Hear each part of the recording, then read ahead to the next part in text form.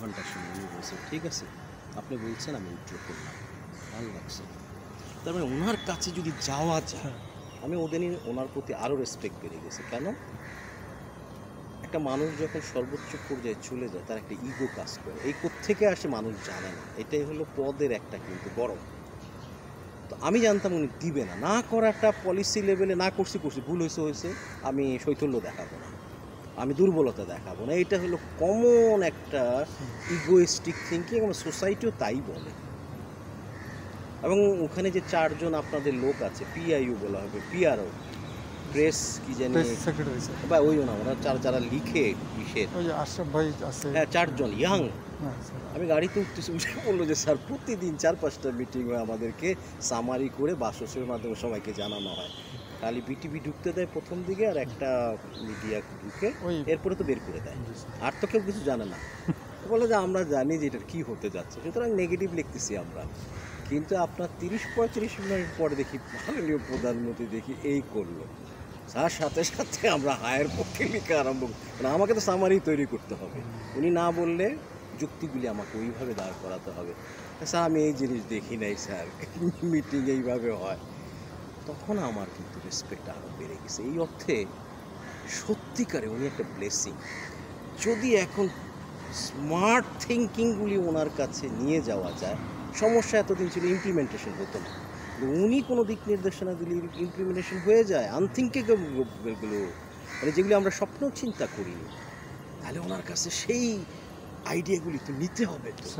এখন নিচ্ছে কনসালটেন্ট, এখন নিচ্ছে সচিবরা, সমস্যাটা হয়ে যাচ্ছে। আর বরঞ্চ ওনাকে, ওই যে বললাম, মেট্রো উদ্বোধনের পর মানুষ যদি আস্তে আস্তে সমালোচনা করতে থাকে, উনি কিন্তু রেগে যাবেন, তো রেগে যাবেন।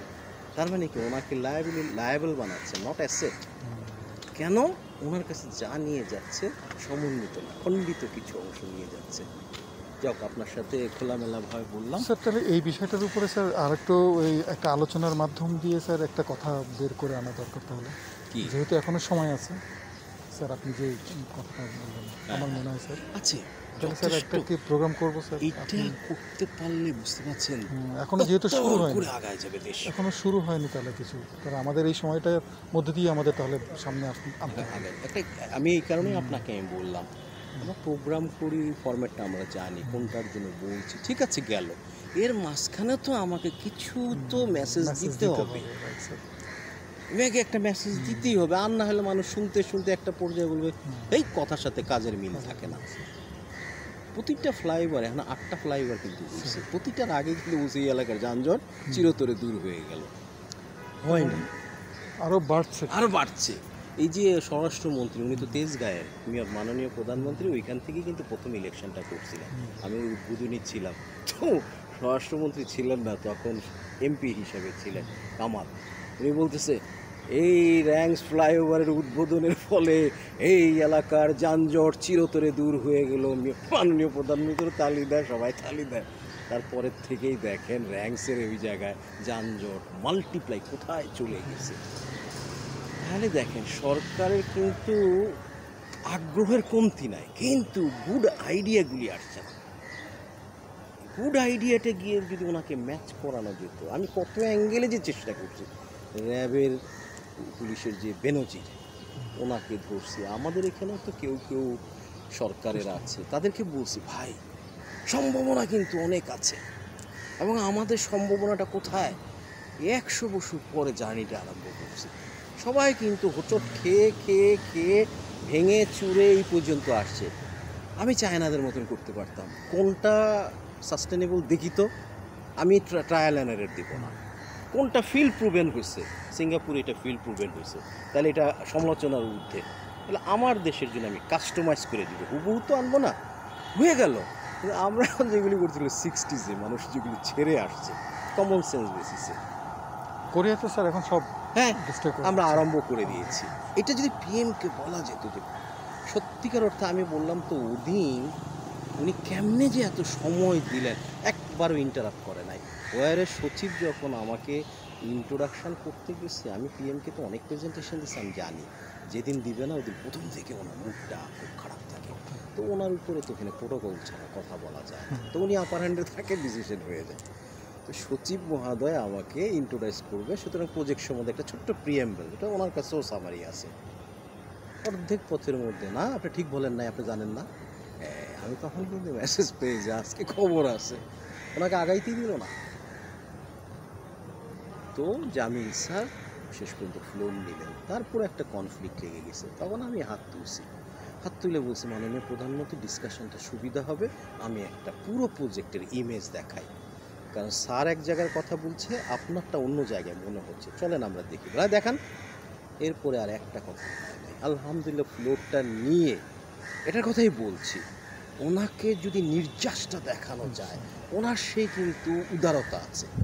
উনি হয়তো একটা কনসেপশন নিয়ে আসছিলেন, এটা আমি দিব না, কিন্তু উনি যখন তথ্য উপাত্তগুলি পেলেন, আমি শুধু দেখাইলাম মাননীয় প্রধানমন্ত্রী ছবিটার মধ্যে একটা 2010-এর তো ওনারই ছবি, সাইন পেনের দাগ দেখতে পেয়েছেন, এটা কিন্তু একটা ইমেজ কনসালটেন্ট তৈরি করছে, পুরো প্রজেক্টটা দেখানো আছে। কিন্তু হঠাৎ করে সাইন পেনটা কোথার থেকে আসলো? সাইন পেন দিয়ে আমরা গিয়েছি ওই লাইনটার জন্য, উনি এটা বাদ দিয়ে দিচ্ছে। আমি বললাম, মাননীয় প্রধানমন্ত্রী 2010-এ কনসালটেন্ট যখন আপনার অ্যালাইনমেন্টের অনুমোদন করতে গিয়েছিলেন, না আপনি একটা সুন্দর প্রশ্ন করেছিলেন, এই কোথা দিয়ে যাচ্ছে বলানোর পরে আপনি বলছেন, আর এটা তো বিলাসী প্রজেক্ট, সব বড় লোকরা পাবে, পুরান টাউনের কোনো লোক এটার বেনিফিট পাবে? কেউ উত্তর দিতে পারে নাই। কিন্তু আপনি বলেছিলেন আপনি সামগ্রিক উন্নয়ন চান, কাউকে বাদ দিয়ে না। কেন? ওরা তো বঞ্চিত, কোনো বিনিয়োগই পাচ্ছে না, না বিআরটি না এমআরটি, তো ওদেরকে দেওয়া যায়। এইটাই হলো সেই ড্রয়িংয়ের মধ্যে সাইন পানের মার্ক। এইটার জন্য আজকে আপনার কাছে আসছি। এবং এইটা যদি না আপনি কেটে দিয়েছেন, এটা পিপিপি প্রজেক্ট, ও এটা দিয়ে 19% রেভিনিউ আসতো, ও তো চলে যাচ্ছে। আমি ফ্লাইওভারের লোক না, আপনাকে এই ইনফরমেশনটা দিতে আসছি। ওনাকে আমরা প্রশ্ন করতে দিনে পরক্ষণে বলছি, আপনি এই ঢাকা এলিভেটেড এক্সপ্রেসওয়ে যদি সিক হয়ে যায়, আপনার কিন্তু আরেকটা প্রজেক্ট আছে Dhaka Ashulia elevated PPP project, ওটা কিন্তু ফিজিবল হয়েছে এইটার উপর ভিত্তি করে, এ সিক হয়ে গেলে ওইটা সিক হয়ে যাবে। তার মানে কি, প্রথম হলো উন্নয়নের দর্শনটাকে আমি প্রফেশনাল হিসাবে সাপোর্ট দিয়েছি, যে আপনার উন্নয়নের দর্শনটা চমৎকার, কনসালটেন্ট আপনার উত্তর দিতে পারে না, কিন্তু আপনি চেয়েছিলেন সুষম উন্নয়ন, আমি আপনাকে সাপোর্ট দিই। কিন্তু এখন পিপিপি প্রজেক্টে একলা ডিসিশন নেওয়া যায় না, এটা একটা বিয়ে শাদীর মতো পার্টনারশিপ হইতেই পারে, বিয়ের পর খটকা লাগতে পারে, কিন্তু দুইজনে মিলে সিদ্ধান্ত নিতে হবে। এখন তো ও চলে যাচ্ছে, এটাই জানাতে আসছে। ও চলে গেলে শেষ হয়ে গেলে ভালো ছিল, কিন্তু তার উপর ভিত্তি করে তো আরেকটা প্রজেক্ট আছে, এটা ছাড়া ওইটা চলবে না। এরপরে এটার ভয় পাইল, সামগ্রিকতা বুঝবো, আমার উদ্দেশ্য ছিল ওনাকে এইভাবে বলা। তারপর থার্ড স্টেপে যেয়ে বললাম, দেখান তো দেখি শিকাগো সিটি কয়টা খুঁটি আছে লেকের উপরে। এটা হলো আনিস যে বলছে কি, ফ্লাইওভারের খুঁটি আপনার এত সুন্দর একটা হাতির ঝিল প্রজেক্টকে ড্যামেজ করে দিবে, এটা এমনভাবে দেখাইছে, বিকৃত একটা ঘটনা দেখাইছে আর কি, ওটাও আমি দেখাইছি। আমি বললাম যে দেখেন তো দেখি কোথায় খুঁটিগুলি দিছে, একদম লেক পারে দিছে। তারপরে গেলাম জাপান, আমি দেখান তো দেখি ওসাকা সিটিতে। দ্বিতীয় স্লাইডটাই যখন আসি, আরে প্রফেসর সাহেব আমি জাপান ভিজিটে, তো ওরাও তো ওই জায়গায় নিয়ে গেছিল, আমি তো দেখছি তো লেকের উপরে খুঁটি। আবার উনি নিজেই বলতেছে, দেখছেন খুঁটিগুলি গোল। আমি অবশ্যই পানি যাওয়ায় যেন বাধা কম হয়। তো জাপান করতে পারে, আমেরিকার করতে পারে, সিঙ্গাপুরকে দেখালাম পার্কের উপর মানুষ বসে আছে, খুঁটি দিয়ে মেট্রো নিচ্ছে।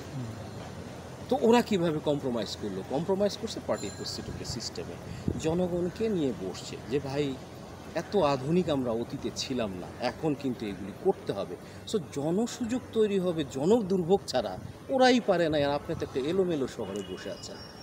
তার মানে উনি একটা ভরসা পায়। প্রথমে হলো উন্নয়ন দর্শনটা দিলাম, দ্বিতীয় হলো এইটা যদি আপনি যে কেটে দিয়েছেন, এটা যদি রিইনস্টেট না করেন, তাহলে কয়েকটা প্রজেক্ট এফেক্টেড হবে। এবং এইটাও বললাম, পিপিপি প্রজেক্টে আমরা কিন্তু এখনও কোনো সফলতা পাই নাই, রোডে বিদ্যুতে পেয়েছি। এগুলি রং মেসেজ যাবে, অন্য ইনভেস্টাররা কিন্তু বুঝবে যে আয় হ্যাঁ এই অবস্থা হয়। সো আমরা যেন পিপিপির ক্লাইমেটটাকে নষ্ট না করি, এসব বলে প্রথমে গেল পিটার, দেন অন্যান্য শহর কী করছে। আলহামদুলিল্লাহ 1 ঘন্টা পরে আমি এই কথাগুলি কেন বললাম জানেন, উনি কিন্তু একটা অ্যাসেট ছিল আমাদের জন্য। কিন্তু নলেজের অ্যাপেক্সটা না গিয়ে তলানির থেকে যেটা শুনে মুসলমান হয়েছে, এই যে বললেন কোরিয়া কোথায় চলে গেছে, তাদের 60s যেই কাজগুলি করছে ওইটা নিয়ে পিএমের কাছে যায়। অ্যান্ড পিএম তো এত লার্নেড তো হইতে পারে না তো। ওনাকে যারা নিয়ে যায় বাস দ্যাটস অল, ঠিক আছে। কিছু মানে ভিশনারি কথা বলে, একটা ইলুশনারি কথা বলে যে এই হবে সেই হবে এই হবে। তো এনিওয়ে আপনি চিন্তা করেন, আমার জন্য বিমানবন্দর থেকে চেয়ারম্যান আসছে, ও আচ্ছা, ক্যাবের চেয়ারম্যান আসছে, অনেকক্ষণ আচ্ছা, ধরে বসে আছে। স্যার অনেক অনেক না, কৃতজ্ঞতা স্যার, আমি আমাকে আপনার কাছ থেকে লিঙ্কটা দিয়ে, হ্যাঁ জি স্যার।